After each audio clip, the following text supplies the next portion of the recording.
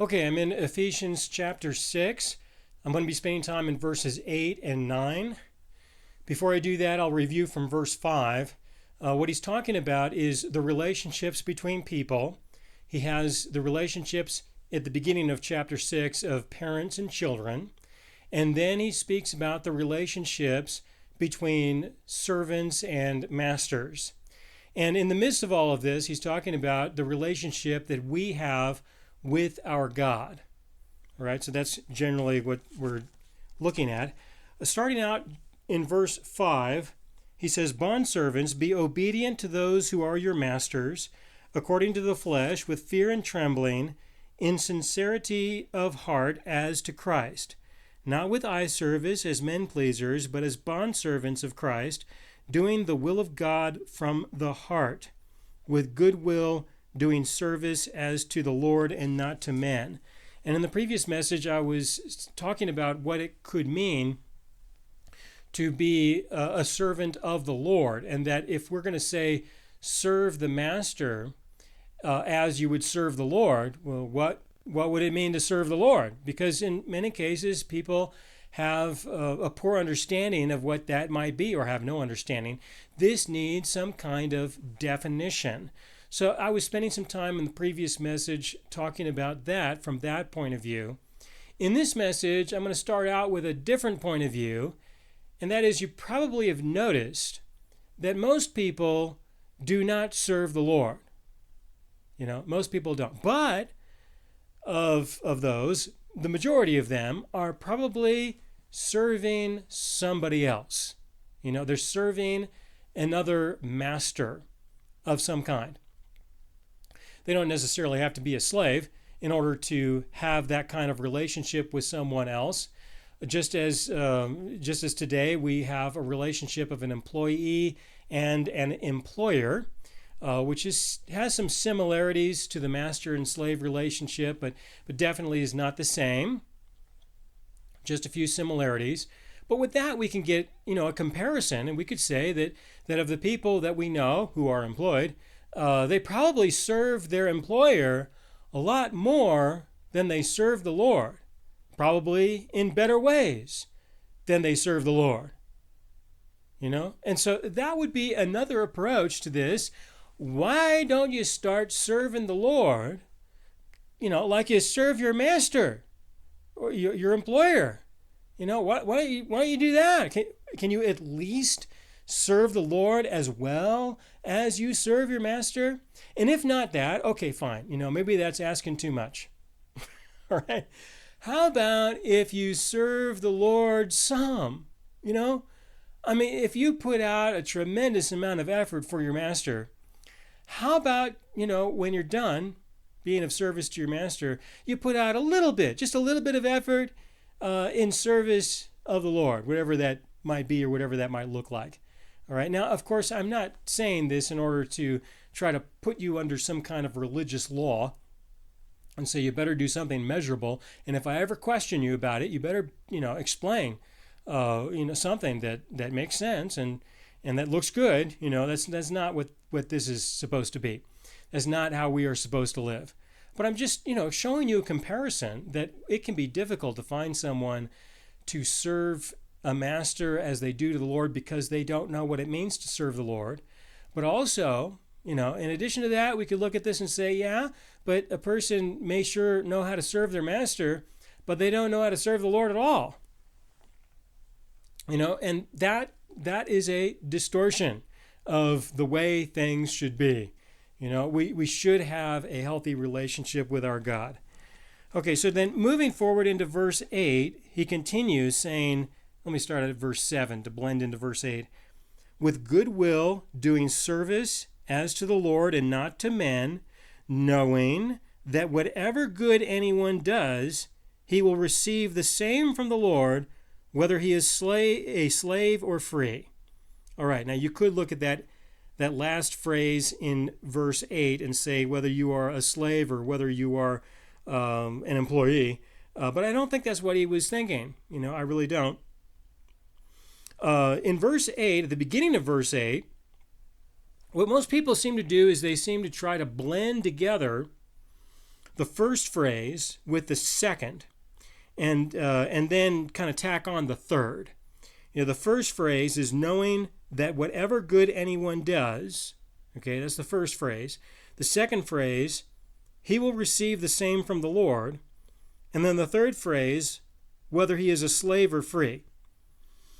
And what they do when they try to combine the first and second phrase, which they should be combined in a way, but what most people are doing is they're looking at this and they're saying, look, when you do a service for someone else, we kind of expect that you're not going to be compensated as much as you probably should be. That's usually how people are thinking. But don't worry. The Lord will make up the difference. Okay? This is what a lot of people do with verse 8 and how it's presented. Again, in verse 8, knowing that whatever good anyone does, he will receive the same from the Lord, in the sense that you will do good for someone else, but if they don't compensate you as much as you have done good for them, then the Lord will make up the difference.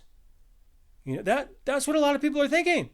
When they look at this, they think, oh, this is good. This is a benefit of being a Christian. Now that I have a relationship with God through Jesus, what this means is that as I live in the world and I do things for other people, and I don't get compensated as much as I think I should be, that's okay, because now I have this relationship with God, and God will intervene and he'll make up the difference. He'll make sure that I am blessed appropriately. This is what people are doing. But I don't think that kind of connection should be made between these two verses. I really think that these should be considered to be somewhat independent. All right. In order to show you this, I'm going to start with the middle phrase. Okay, the one in the middle. In verse 8, he will receive the same from the Lord. Okay, he will receive what? He will receive good. That's the same as what was given before in the first phrase, right? So he will receive good from the Lord. All right. The Lord will provide you with goodness, good, something. There's going to be something conveyed that you're going to say is good. Okay, now why is he being good to you? Is it really because of what you have done or what you haven't done?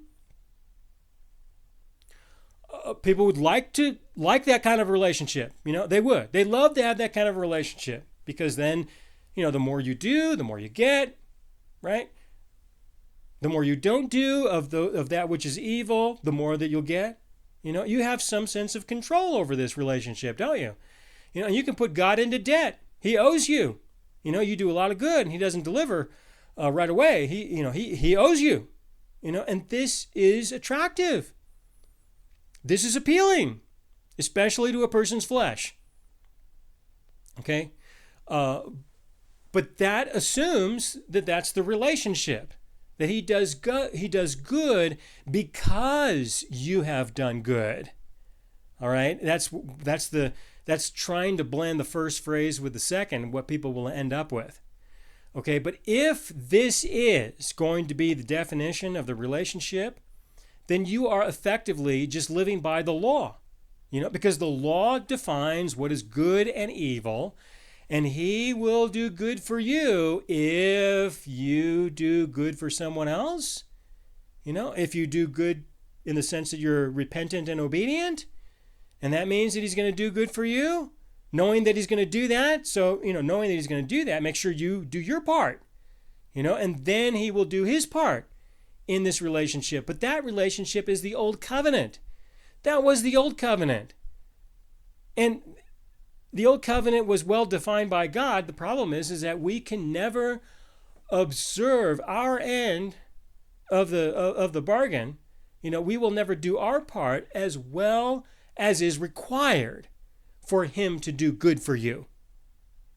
This was the point of the old covenant, so that we would see that through repentance and obedience, through the knowledge of good and evil, we could not be better than, who God created us to be, in effect. And we cannot be like him. And we have no hope outside of his grace and mercy of God, which was the establishment of the new covenant. It was established on the premise that he is going to provide us with grace and mercy. So his goodness in the new covenant is different from the goodness under the old covenant. All right? But when people look at verse 8, they're trying to blend the two still. People still have that bias that, we do good for somebody else. This is going to be measured in a physical context of some kind. And so knowing that God is going to do something good for us in a physical context. And then, that leads you to the Mosaic law. But God starts out in the new covenant with something completely different. That he has a relationship based on what he has done for us through his grace and mercy and forgiveness. All right? So what he gives to us, what he expresses to us that is good, his goodness that is conveyed to us is not through the delivery of things that are similar to what we are involved with as we're relating to our masters. It is through the giving of himself that we receive the goodness of God. All right? Knowing that we have the goodness of God, we will be freer to relate to other people in a different way. Okay? So start out with the middle phrase here, knowing that our God is good to us. And how is he good to us? He meets the deepest needs of our hearts. All right? So that we may relate to others in a heartfelt way, out of the heart, from the previous verses 5 and 6. That we are to receive what he has for us to fulfill our heart. That is his goodness towards us. Knowing that we have fulfillment in the deepest part of our being, it is much easier for us to be of service to someone else in the context of the master and slave relationship that he describes previously. It's easier for us to do that because the needs that we have deep inside are being met by our God. When they are not, we usually go out to the world to obtain things or relationships to meet the deepest needs that we have, which all fail. Okay, so the things and the relationships will fail. So, we need what God gives to us. When we rest in what he has for us, it sets us free from pursuing, as much as we would have, the world to meet the deepest needs of our heart. That frees us up to be of service to others in ways that we wouldn't otherwise because of our preoccupation with our unmet needs. So from that perspective, verse 8 would be understood a little differently. Starting with the first phrase, knowing that whatever good anyone does, okay, whatever good you do for somebody else, that's between you and that person. And it's okay to do that for whatever good you do.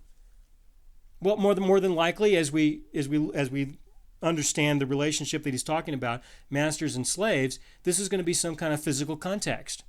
Something physical in nature.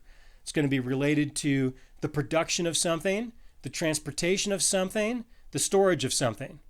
Those are the three possibilities. All civilization can be defined in terms of storage, transportation, and production of resources. So somewhere in there, there's goodness happening, and as part of the exchange of commerce in those aspects. Do that, right? Knowing, so do good, knowing that you will receive the same from the Lord.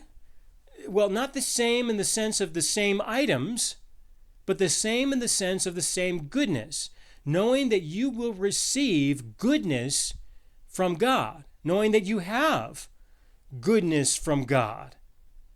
So you are free to be of service to others more because your needs are met by God, not by whatever you receive as compensation for what you have done. In the slave-master relationship, you receive a place to stay. You receive food to eat. You receive clothing to wear. And that's just about it. Okay, then we have the second part, whether he is a slave or free. Okay, now from verse 8, knowing that whatever good anyone does, all right, I've emphasized the aspect of the slave doing good for the master, but you can also consider that the master is doing good for the slave, all right, and that would open up a new discussion. I'm not going to go there. I'm just going to mention that. Instead, you will receive goodness from the Lord, whether he is a slave or whether you are a slave or free. All right, so I'm not going to connect the first phrase with the third. I'll connect the first phrase with the second, and then the second with the third. That's what I see. So I'm not trying to make a connection between knowing that whatever good anyone does, whether he's a slave or free, I don't think that there's too much there.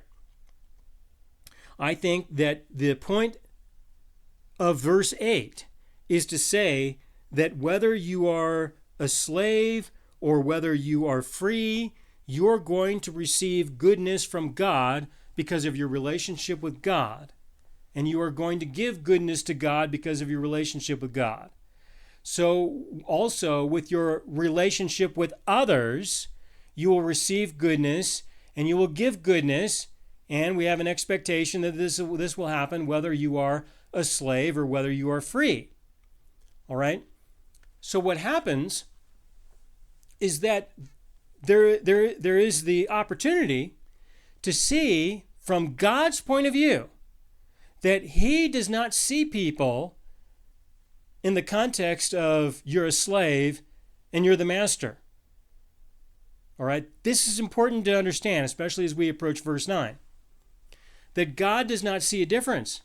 What he sees are two individual people who have this kind of relationship with each other. But from God's point of view, the person who is the master is no different than the person who is the slave. From our point of view, we see some huge differences. Very distinctive, definitive, enormous differences. But from God's point of view, he doesn't see that at all. He does not look at that relationship as, okay, you're the master, I'm going to look at you one way. You're the slave, I'm going to look at you another way. When it comes to the goodness of God, he shares that with people regardless of their position, their status, their title, their property. Okay? Regardless of any of that, he is good in the same way towards all.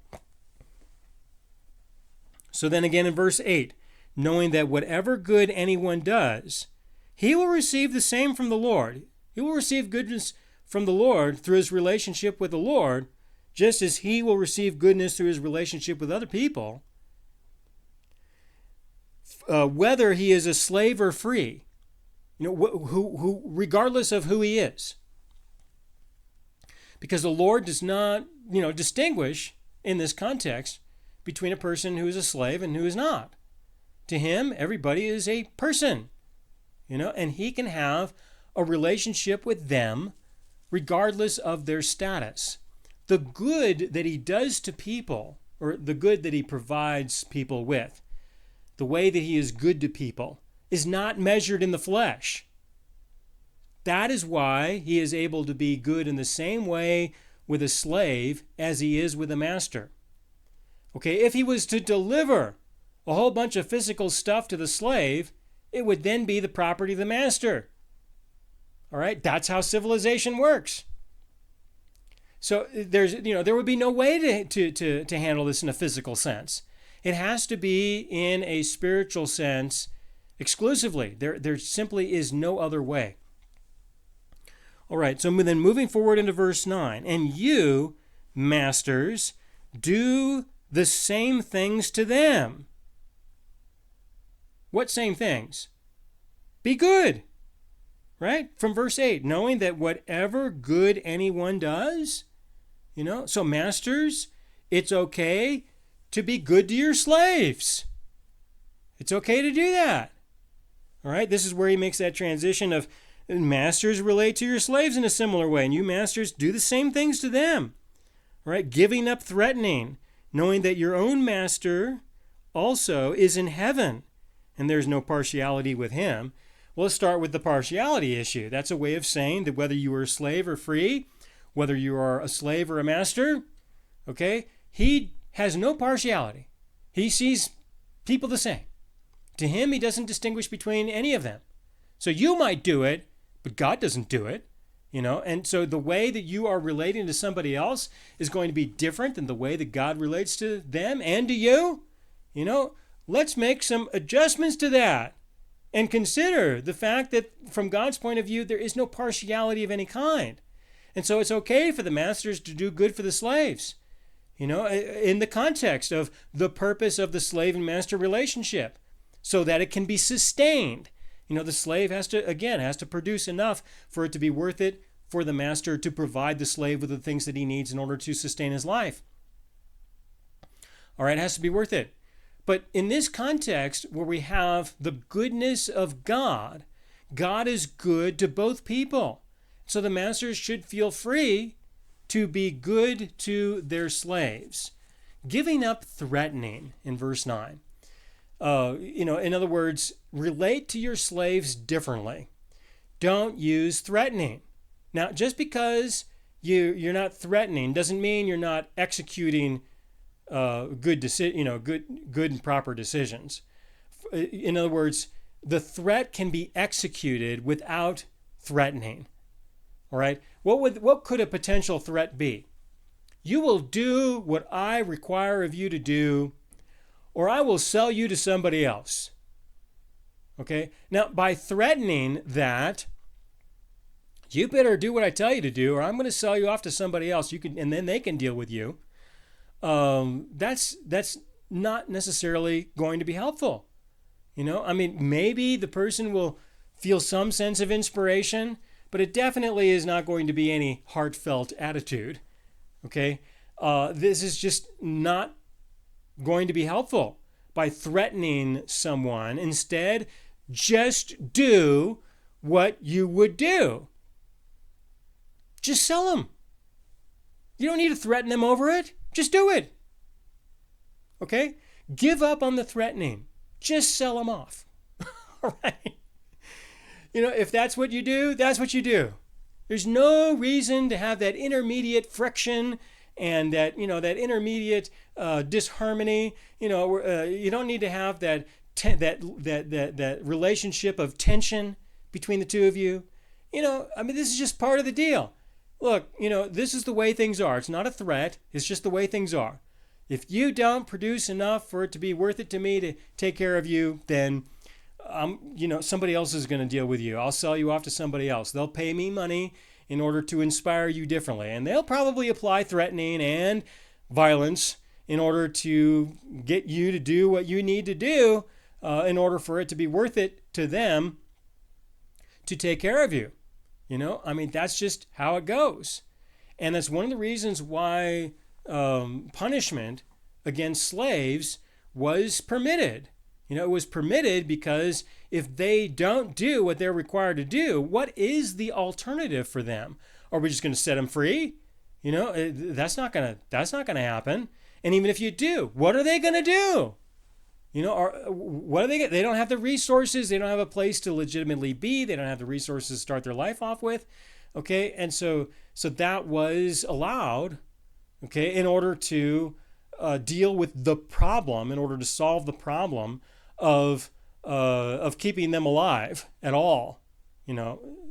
That's how it was resolved, and that was the incentive for a master to have a slave at all, is that the slave would be useful and productive. All right. There were places that slaves were taken to of extreme labor and stuff, and if they didn't perform, then they just didn't get what they needed, and they can starve and die. That was not unusual as a way of resolving those problems.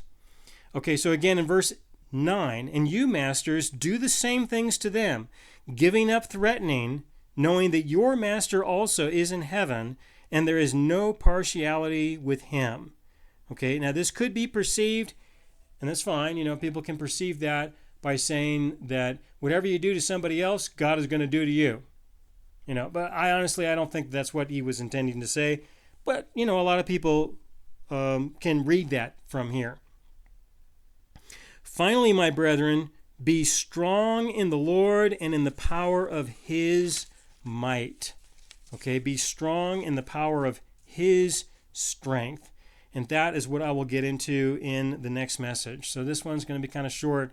Sorry about that. It's just because I have this tail end set of verses at this section, this first half of chapter 6. But then, I'll proceed into verse 10 and work my way through for the end of chapter 6 here with regards to the armor of God and the topic of spiritual warfare. All right, so I have a question that could facilitate some conversation with regards to the idea of threatening. Does God threaten people? All right, just an open question. How would you perceive that? Does God actually threaten people?